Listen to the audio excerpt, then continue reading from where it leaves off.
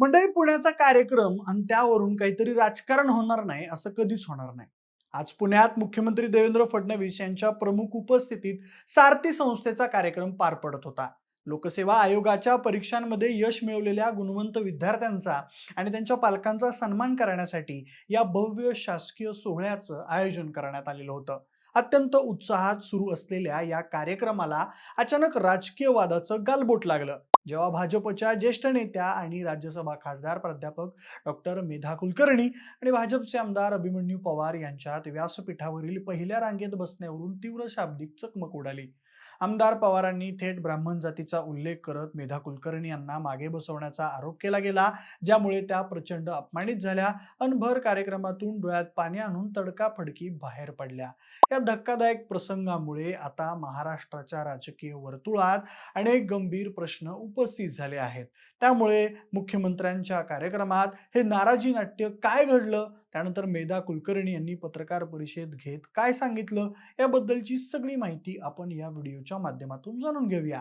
नमस्कार, मी प्रथमेश आणि तुम्हाला तर माहिती आपला विषयच भारी. मंडळी, पुण्यात मुख्यमंत्री देवेंद्र फडणवीस यांच्या प्रमुख उपस्थितीत आयोजित केलेल्या सारथी संस्थेच्या शासकीय कार्यक्रमामध्ये भारतीय जनता पक्षातील अंतर्गत धुसफूस आणि गटबाजीचं एक हाय व्होल्टेज नाट्य संपूर्ण महाराष्ट्रानं पाहिलं. एमपीएससी आणि युपीएससीच्या परीक्षांमध्ये घवघवीत यश संपादन केलेल्या विद्यार्थ्यांचा आणि त्यांच्या पालकांचा सन्मान करण्यासाठी पुण्यात एका भव्य सोहळ्याचं आयोजन करण्यात आलेलं होतं. या सोहळ्याला राजकीय क्षेत्रातली अनेक दिग्गज मंडळी उपस्थित होती, ज्यामध्ये उपमुख्यमंत्री सुनेत्रा पवार, उच्च आणि तंत्र शिक्षण मंत्री चंद्रकांत पाटील आणि अण्णासाहेब पाटील, आर्थिक विकास महामंडळाचे अध्यक्ष नरेंद्र पाटील यांचा समावेश होता. शासकीय शिष्टाचारानुसार अत्यंत उत्साहात सुरू होणाऱ्या या कार्यक्रमाला अचानक एका मोठ्या वादाचं गालबोट लागलं, जेव्हा भाजपच्या ज्येष्ठ नेत्या आणि राज्यसभा खासदार मेधा कुलकर्णी आणि भाजपचे आमदार अभिमन्यू पवार यांच्यात व्यासपीठावर पहिल्या रांगेत बसण्याच्या खुर्चीवरून अत्यंत तीव्र शाब्दिक चकमक उडाली.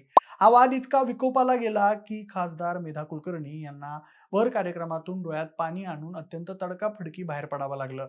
या घटनेमुळे महाराष्ट्राच्या राजकीय वर्तुळात, विशेषतः सत्ताधारी भाजपमध्ये, एका नव्या वादाला तोंड फुटलं असून या अंतर्गत कलहाची चर्चा आता गल्लीपासून दिल्लीपर्यंत रंगू लागली आहे. खरं तर मंडळी, या संपूर्ण नाराजी नाट्याची पाळंमुळं व्यासपीठावरच्या खुर्चीवरून आणि तिथं झालेल्या शाब्दिक चकमकीशी जुळलेली आहेत. अधिवेशन काळ सुरू असल्यानं आणि काही निमंत्रित मंत्री तसेच स्थानिक आमदार वेळेवर उपस्थित न राहिल्यामुळे पहिल्या रांगेतील काही खुर्च्या रिकाम्या होत्या. खासदार म्हणून मेधा कुलकर्णी जेव्हा कार्यक्रमाच्या ठिकाणी पोहोचल्या, तेव्हा तिथं उपस्थित असलेल्या शासकीय अधिकाऱ्यांनी प्रोटोकॉलचा मान राखून त्यांना पहिल्या रांगेतील एका रिकाम्या खुर्चीवर बसण्याची आग्रहाची विनंती केली. मेधा कुलकर्णी त्यानुसार तिथं जाऊन बसल्या. मात्र त्याच वेळी आमदार अभिमन्यू पवार हे देखील तिथं उपस्थित होते आणि पहिल्या रांगेतील रिकाम्या जागांवरून काही हालचाली सुरू होत्या. मेधा कुलकर्णी यांच्या आरोपानुसार अभिमन्यू पवार यांना स्वतःला पहिल्या रांगेत बसायचं होतं आणि त्यासाठी त्यांची धावाधाव सुरू होती. याच दरम्यान अभिमन्यू पवार मेधा कुलकर्णी यांच्या जवळ आले आणि त्यांच्यात संवाद सुरू झाला. या संवादादरम्यान आमदार पवार यांनी मेधा कुलकर्णी यांना टोकलं आणि थेट ब्राह्मण जातीचा वापर करत एक अत्यंत संतापजनक विधान केलं, असा दावा मेधा कुलकर्णी यांनी केलाय. पवारांनी त्यांना सांगितलं की हा कार्यक्रम सारथी संस्थेचा, म्हणजेच प्रामुख्यानं मराठा समाजातील हुशार मुलांचा कार्यक्रम आहे. त्यामुळे तुम्ही एका विशिष्ट समाजाच्या असून पहिल्या रांगेत बसणं बरोबर दिसत नाहीये. आमदार पवारांच्या या थेट विधानामुळे मेधा कुलकर्णी यांना प्रचंड धक्का बसला. एका शासकीय कार्यक्रमात लोकप्रतिनिधी म्हणून उपस्थित असताना केवळ जातीच्या कारणावरून आपल्याला मागं बसायला सांगणं हा आपला आणि आपल्या पदाचा घोर अपमान आहे, अशी भावना त्यांच्या मनात निर्माण झाली. या शाब्दिक बाचाबाचीनंतर त्यांना त्या ठिकाणी प्रचंड मानसिक त्रास झाला आणि रागावर कंट्रोल करत वेगानं त्या थेट कार्यक्रमावर बहिष्कार टाकून तिथून निघून गेल्या. या धक्कादायक प्रसंगानंतर राजकीय वर्तुळात प्रचंड खळबळ उडाली आणि मेधा कुलकर्णी यांनी तातडीनं एक स्वतंत्र पत्रकार परिषद घेऊन आपली आक्रमक आणि भावुक बाजू माध्यमांसमोर मांडली. पत्रकार परिषदेत बोलताना त्यांच्या डोळ्यातील अश्रू स्पष्टपणे दिसत होते, पण त्यांचा आवाज तितकाच करारी होता. त्यांनी अत्यंत थेट शब्दात आमदार अभिमन्यू पवार यांच्यावर प्रहार केला. त्या म्हणाल्या की मी अत्यंत सकारात्मक आणि चांगल्या भावनेनं या गुणवंत विद्यार्थ्यांचं कौतुक करण्यासाठी कार्यक्रमाला गेलेले होते, परंतु तिथं माझ्या ब्राह्मण जातीचा मुद्दा काढून मला अपमानित करण्यात आलं आणि संपूर्ण कार्यक्रमाला एक वेगळंच गालबोट लावण्याचं काम अभिमन्यू पवारांनी केलं. त्यांनी पवारांना जाहीर सवाल केला की हा कार्यक्रम शासकीय आहे की नाही. शासकीय कार्यक्रमाची आसन व्यवस्था ही प्रोटोकॉल नुसार ठरवली जाते की एखाद्याच्या जातीवरून निश्चित केली जाते. खुर्च्यांना कधीपासून जात लागायला लागली? मेधा कुलकर्णी एवढ्यावरच थांबल्या नाहीत, तर त्यांनी अभिमन्यू पवार यांच्या कार्यपद्धतीवर आणि त्यांच्या अहंकारावर अत्यंत गंभीर बोट ठेवलं. त्या म्हणाल्या की आमदार अभिमन्यू पवार हे स्वतःला अजूनही मुख्यमंत्री कार्यालयातील माजी ओएसडी समजतात का? ते स्वतःला राज्याचे सुपर सीएम किंवा भाजपचे सर्वेसर्वा समजतात का? मुख्यमंत्री देवेंद्र फडणवीस यांनी कोणाशी बोलायचं, कोणी कुठं बसायचं आणि संपूर्ण व्यवस्था कशी मॉनिटर करायची याचा मक्ता काय अभिमन्यू पवारांनी घेतला आहे का? आम्ही देखील पक्षांचे अत्यंत जुने निष्ठावान आणि राष्ट्रीय सहयोग संघाच्या मुशीतून घडलेले कार्यकर्ते आहोत. मी त्यांच्या आधी आमदार झालेली सिनियर नेते आहे. मग एक ज्युनियर आमदार अशा पद्धतीने माझ्याशी कसा काय वागू शकतो? असा संतप्त सवाल त्यांनी उपस्थित केला.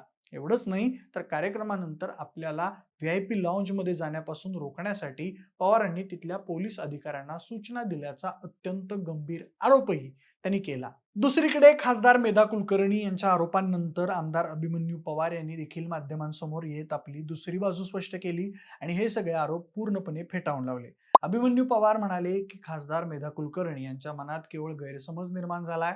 मी तिथं कोणत्याही प्रकारचा जातीय उल्लेख केलेला नाहीये आणि कोणाचाही अपमान करण्याचा माझा कोणताही हेतू नव्हता. त्यासोबत त्यांनी घडलेल्या प्रसंगाचं स्पष्टीकरण देताना सांगितलं की व्यासपीठावर अण्णासाहेब पाटील आर्थिक विकास महामंडळाचे अध्यक्ष नरेंद्र पाटील हे देखील उपस्थित होते. नरेंद्र पाटील हे मराठा समाजाच्या कल्याणासाठी अहोरात्र काम करणाऱ्या महामंडळाचे प्रमुख आहेत आणि हा कार्यक्रम सारथी संस्थेचा असल्यानं मी फक्त मेधाताईंना एवढंच सुचवलं की नरेंद्र पाटील हे महामंडळाचे अध्यक्ष असल्यानं त्यांना सन्मानानं पहिल्या रांगेत पुढं बसू द्यावं. आपण दोघेही आमदार आणि खासदार म्हणून पक्षाचे जबाबदार लोकप्रतिनिधी आहोत, त्यामुळे आपण दोघे मागच्या रांगेत एकत्र बसू असा साधा सल्ला मी त्यांना दिला होता. यामध्ये ब्राह्मण विरुद्ध मराठा असा कोणताही वाद नव्हता किंवा जातीचा तर दूरदूरपर्यंत संबंध नव्हता.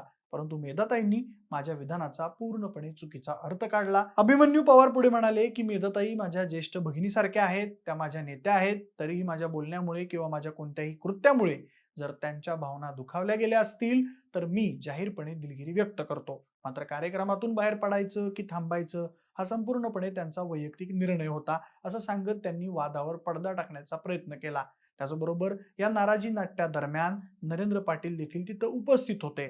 नरेंद्र पाटील यांच्या म्हणण्यानुसार व्यासपीठावर उपमुख्यमंत्री सुनेत्रा पवार यांच्या शेजारी एक खुर्ची रिकामी होती आणि ती जागा रिकामी दिसणं मुख्यमंत्र्यांच्या उपस्थितीत योग्य वाटत नव्हतं.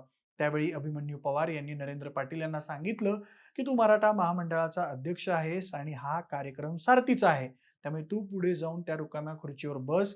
त्याच वेळी खासदार मेधा कुलकर्णी या देखील तिथं काही कारणानं उठल्या आणि त्यांच्यात काहीतरी संभाषण झालं, ज्याचं रूपांतर लगेच एका मोठ्या वादात झालं. नरेंद्र पाटील यांनी स्पष्ट केलं की तिथं कोणताही जातीचा वाद नव्हता. अशा वेळी आपणच अंतर्गत वाद उकरून काढून समाजात काय संदेश देत आहोत असा सवाल करत पक्षाच्या सर्व नेत्यांनी एकत्र राहून हा गैरसमज मिटवावा अशी अपेक्षा त्यांनी व्यक्त केली. पुण्यात घडलेल्या या संपूर्ण आसन व्यवस्था आणि जातीच्या उल्लेखाच्या वादामुळे केवळ भाजपमधील अंतर्गत गटबाजीच चव्हाट्यावर आलेली नाहीये, तर महाराष्ट्रातील संवेदनशील बनलेल्या मराठा विरुद्ध ब्राह्मण सामाजिक समीकरणांना देखील या निमित्तानं राजकीय फोडणी मिळाल्याचं पाहायला मिळत आहे. बाकी मंडळी, तुम्हाला या नाराजी नाट्यावर काय वाटतंय मला कमेंट करून नक्की सांगा. सोबतच आपल्या विशेष भरीच्या युट्यूब चॅनलला सबस्क्राईब करायला अजिबात विसरू नका. धन्यवाद.